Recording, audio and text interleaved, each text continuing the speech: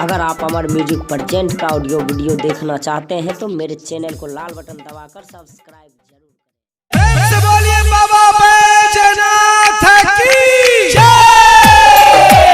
इस राज recording studio पिपरा बच्चा कैसे आई रौरा तुम्हारी बाबा फैलल बा बीमारी, लोग घर से न डरे निकले, बढ़ल जाता महामारी, बढ़ल जाता महामारी, बढ़ल जाता महामारी।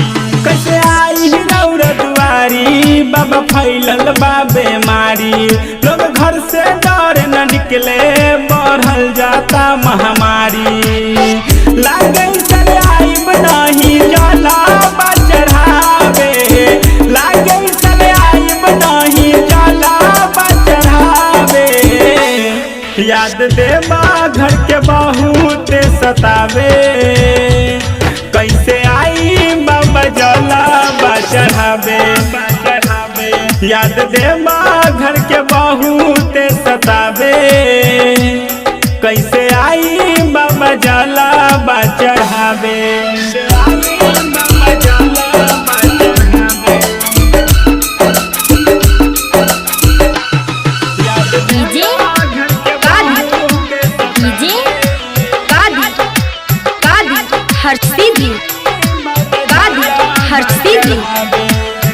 रउए कुछ करी बाबा हई त्रिपुरारी, बची नहीं दुनिया बाबा ऐसन बा बीमारी, ऐसन बा बीमारी, ऐसन बा बीमारी। रउए कुछ करी बाबा हई त्रिपुरारी, बची नहीं दुनिया बाबा ऐसन बा बीमारी।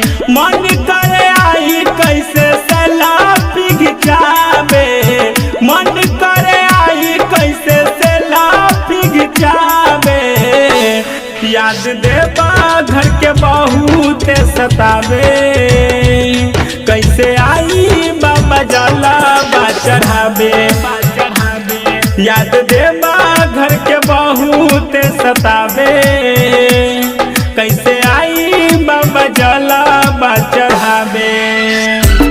कैसे आई बाबा जाला चढ़ावे।